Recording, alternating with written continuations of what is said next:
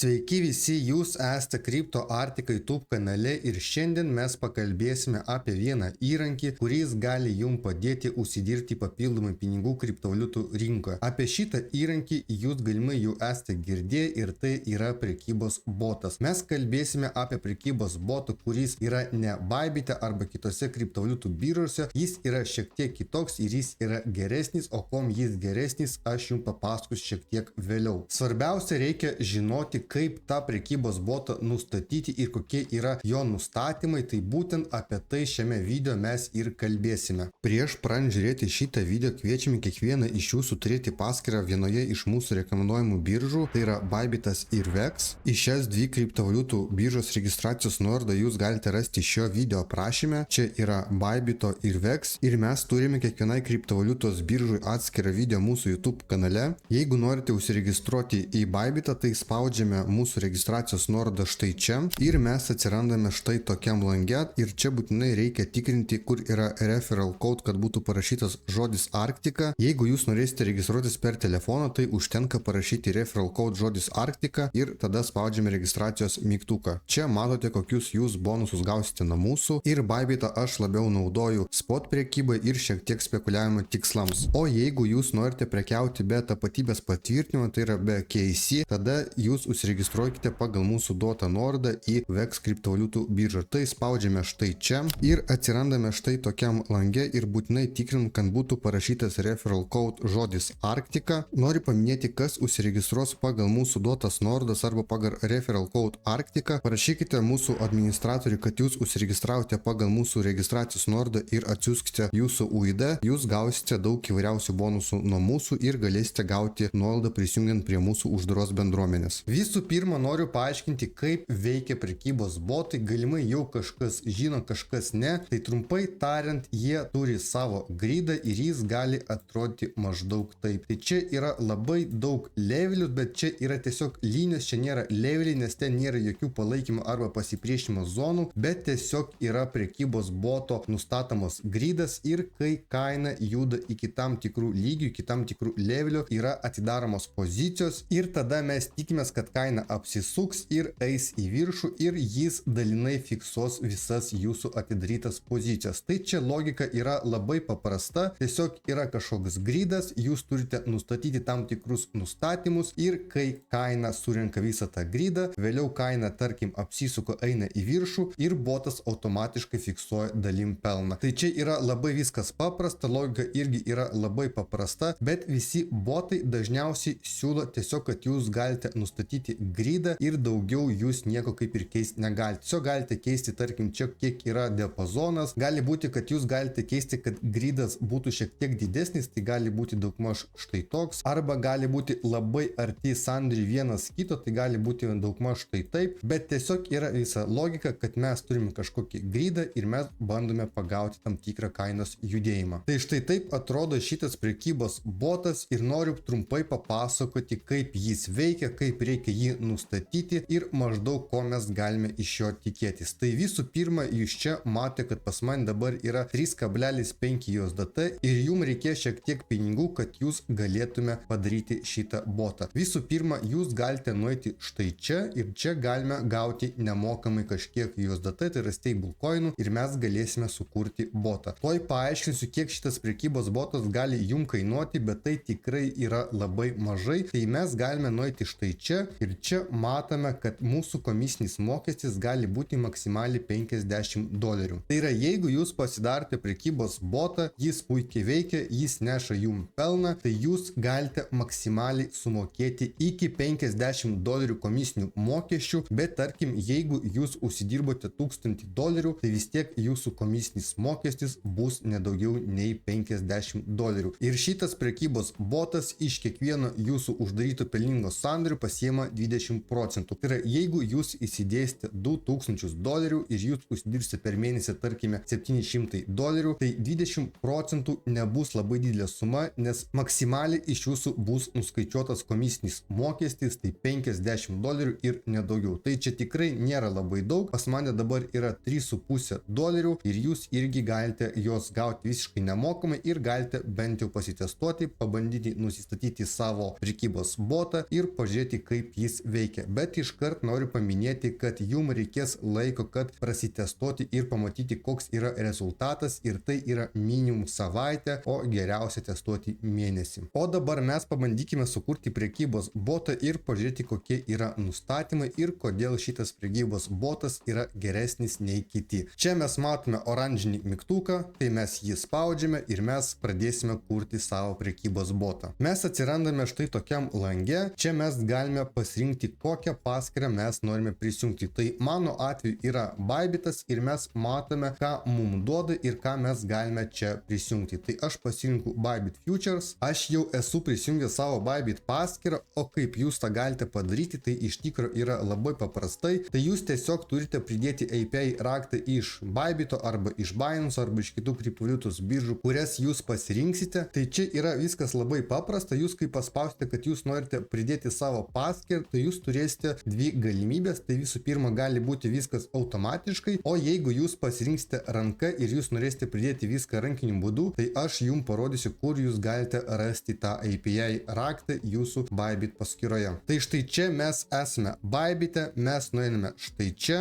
ir mes matome, štai čia yra parašytas API ir mes jį spaudžiame. Ir čia mes matome mygtuką, kad mes galime sukurti naują raktą. Mes jį paspaudžiame, spaudžiame štai čia ir mes čia galime labai paprastai susikurti tą raktą. Tai spaudžiame štai čia, parašome mūsų prekybos boto pavadinimą, jis vadinasi štai taip, spaudžiame čia ir mes galime pasirinkti, ką mes leisime tam botui daryti. Jūs galite nepergyventi, jis negali jūsų pinigų išimti ar padaryti kažkokį depozitą, jūs duodate jam tik prieigą, kad jis gali naudoti jūsų futures paskyrą ir naudoti esamus pinigus, kad atidaryti sandorį. Ir mes spaudžiame čia submit. Tai kai jau prisijungsite savo paskyrą, jūs jau galėsite susikurti savo prekybos botą. Ką noriu paminėti, kad mes negalime jungti VEX kriptovaliutos biržos, bet mes galime naudoti Bybitą. Ir taip pat šito prekybos boto nuorodą jūs rasite šio video aprašyme, tai paspausite, užsiregistruokite ir galėsite susikurti savo prekybos botą. O dabar aš trumpai paaiškinsiu, kokie yra nustatymai ir ką aš rekomenduočiau jums nusistatyti. Aišku, čia reikia testuoti, reikia žiūrėti, kokia yra rinka ir pagal tai jau nustatyti jūsų prekybos botą. Tai visų pirma, aš noriu, kad mano prekybos botas atidarinėtų tik long pozicijas, kad atidarytų short pozicijas aš nelabai noriu ir šį prekybos botas nežinau, ar labai yra efektyvus, jeigu jis tik shortina. Tai aš pasirinku čia long ir čia mes jau matome, kad su dirbtiniu intelektu mums yra jau paruoštas sąrašas ir čia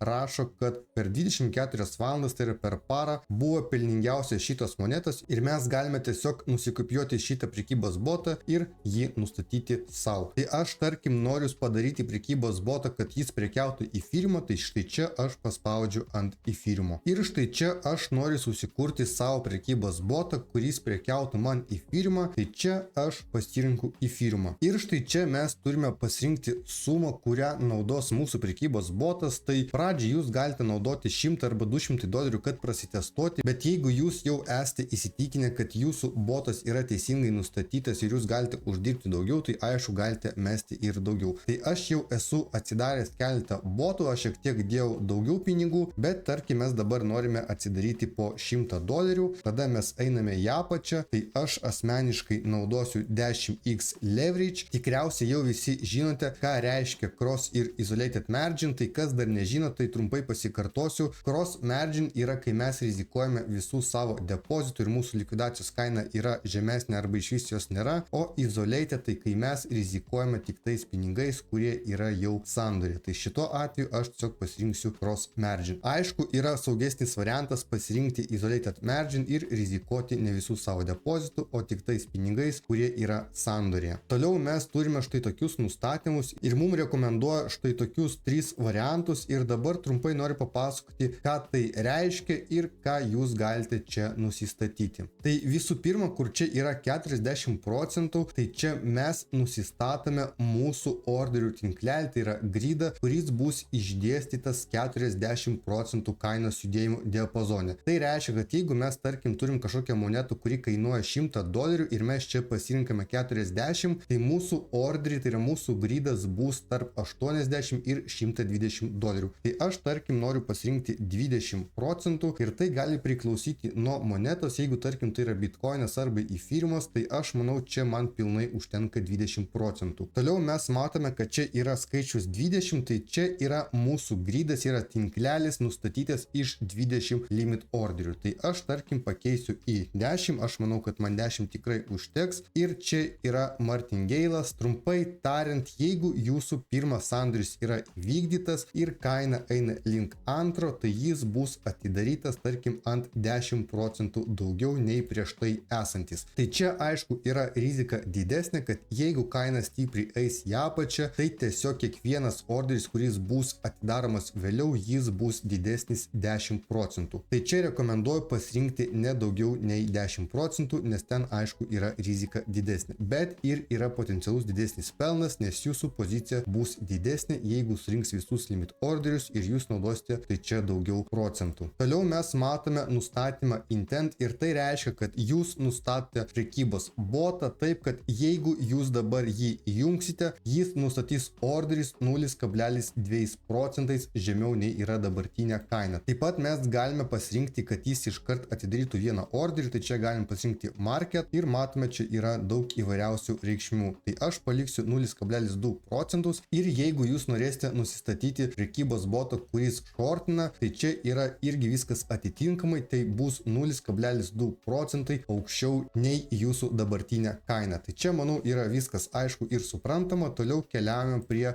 šito dalyko. Šitas dalykas yra labai naudingas ir jis gali padidinti jūsų pelną. Tai noriu trumpai paaiškinti, kas tai yra. Tai dabar mes perėsime prie dokumentacijos ir pasižiūrėsime, ką tai reiškia. Tai štai čia matome pavyzdį, kaip veikia paprastas prekybos botas. Tai yra jis nustato tiesiog tinklelį, gridą ir laukia, kol kaina nueis iki šitų reikšmių. Bet jeigu mes naudosime šitą nustatymą, tai mes galime nustatyti, kad jis yra tarkim 1,2, tai reiškia, kad mes matysime šiek tiek kitokį tinklelį, tai yra gridą ir jis bus šiek tiek kitoks. Tai mes jau matome iš pavyzdžio, kad čia buvo tinklelis daugmaž visur vienodas, tai yra tarpai buvo vienodi, o čia mes matome, kad jis bandys surinkti didesnę poziciją štai čia. O jeigu mes nustatysime, kad reikšmė yra šiek tiek mažiau nei 1, tai mes matysime, kad štai čia yra labai dideli tarpai ir vėliau tarpai mažėja. Tai čia reikia jau pasirinkti pagal save ir pagal rinkos nuotaiką, bet jeigu mes štai šitoj vietoje pasirinksime daugiau nei vienetą, tai yra jeigu kaina eis į viršų, kažkiek nukrys, tai jis paims didesnę poziciją, nei jeigu mes nustatysime, kad jo reikšmė yra mažesnė nei 0. Tai čia, manau, supratote, yra labai aiškus pavyzdžiai. Tai čia mes turime štai tokį tinklelį be šito nustatymo, tai jis yra daugmaž visur lygus. Jeigu mes turėsime daugiau nei vienetą, tai mes matome, kad jis pradžiai rinks didesnę poziciją, o vėliau jau tinklelis bus šiek tiek platesnis, tai yra tarpai bus didesni. Ir jeigu mes nustatysime, kad jis yra mažiau nei vienetas, tai yra tiesiog atvirkštinis variantas. Tai šitą nustatymą aš palieku ir aš jį pasidarau 1,2. Toliau turime kitą nustatymą ir jis yra irgi labai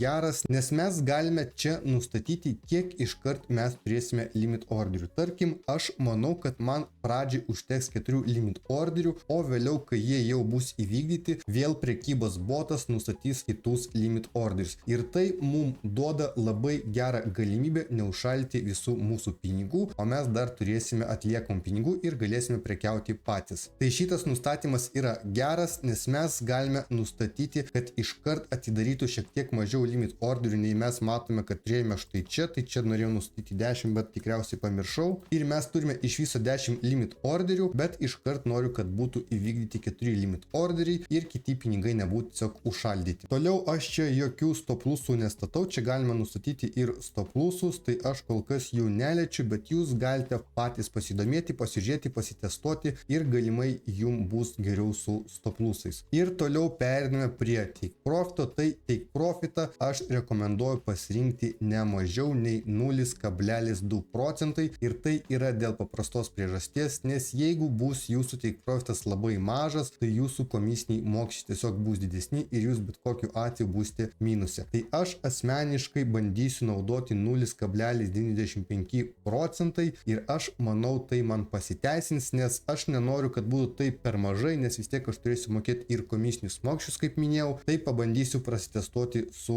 štai tokiu take profitu. Čia yra irgi, manau, viskas aišku. Ir dabar perinam prie pagrindinės dalies, dėl ko aš noriu pasakyti, kad šitas prekybos prekybos botas yra geresnis nei visi esantis. Tai visų pirma, mes čia galime pasirinkti štai tokius filtrus ir tai reiškia, kad mes galime nustatyti, tarkim, kad pagal kažkokį indikatorių turi būti būtent tokia reikšmė, kad mums atidarytų sandorį. Tai tarkim, kaip pavyzdį galim pasimti kažkokį Stochastic arba RSI, kaip čia matome, ir jeigu reikšmės nesutampa pagal mūsų štai čia nustatytas, tai reiškia, kad mes netidarysime sandorį. Ir čia mes turime 3 variantus, tai mes galime ir iš čia pasirinkti, arba galime mes štai čia įsidėti ir savo indikatorių. Tai tarkim, aš noriu pridėti Stochastic ir aš galiu čia nusistatyti kažkokį time frame, tai yra pagal kokį time frame žiūrės. Ir jeigu jūs nežinote, ką reiškia tas indikatorius, tai čia yra klaustukas, mes galime jį paspausti ir mums paaiškins, kas čia per indikatorius. Tai tarkim, aš nežinau, ką reiškia Stochastic, čia man parodo, kokie yra jo nustatymai ir parodo, pagal kokią logiką veikia ir pagal ką jis atidarinės pozicijas. Ir čia mes matome pavyzdį, kada yra short pozicija ir kada yra long pozicija. Tai trumpai tariant, kai dvi linijos susikerta, būna arba long arba short pozicija atitinkamai. Ir taip pat mes čia turime daug įvairiausių kitų indikatorių, kuriuos irgi mes galime pasižiūrėti. Ir taip pat mes galime nueiti į TradingView, juos prisidėti, išanalizuoti ir pabandyti sudaryti pagal savo prekybos botą ir kada jis turi atidaryti mums sandorius. Tai šitas nustatymas yra iš tikro labai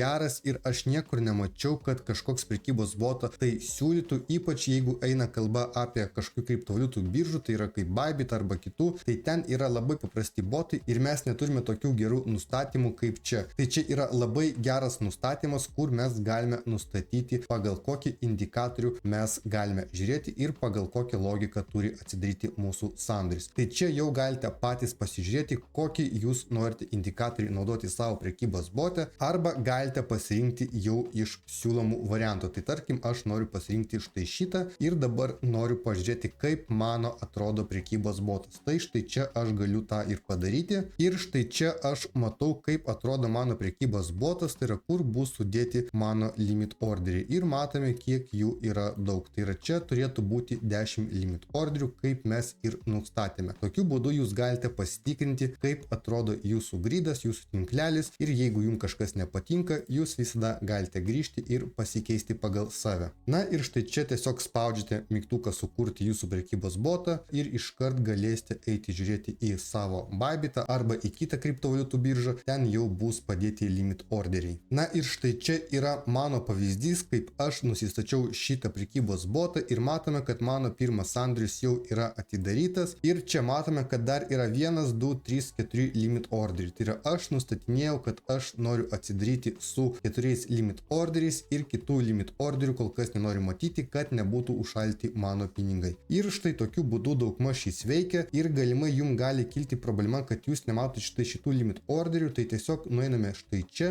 ir pasirinkame štai šitas visas varnelės. Tai gausi štai toks video apie šitą prekybos botą ir šitas prekybos botas tikrai rodo gerus rezultatus, nes turiu vieną pažįstamą, kuris per 1,5 metų iš 5,000 pasidarė šiek tiek daugiau nei 30,000 dolerių. Aišku, čia nėra kosminiai pinigai ir čia nėra labai didelis pelnas, bet čia yra kaip pasyvus pelnas, jūs tiesiog turite nustatyti tinkamai botą, jį prižiūrėti, žiūrėti kokia yra rinka ir bandyti testuoti ir žiūrėti, kas iš to gausis. Tai šitas įrankis jums gali padėti tiesiog uždirbti papildomų pinigų kriptovaliutų rinkoje, jūs tiesiog turite nustatyti ir patys įsigilinti, kaip reikia nustatyti tą prekybos botą. Aš jums parodžiau tikrai labai gerą prekybos botą vien dėl to, kad ten galime naudoti indikatorius ir pagal tai yra atidaromi mūsų sandoriai. Jeigu jūs turėsite kažkokių klausimų, tai drąsiai klauskite, bandysime atsakyti. Tikiuosi video jums gavosi naudingas, nepamirškite paspausti like ir subscribe mygtuką bei parašyti savo mintis komentarį ir visus kviečiu prisijungti prie mūsų nemokamos Telegram grupės, kurioje mes dalinamės įvairia informacija apie kriptovaliutų rinką. Iki greito.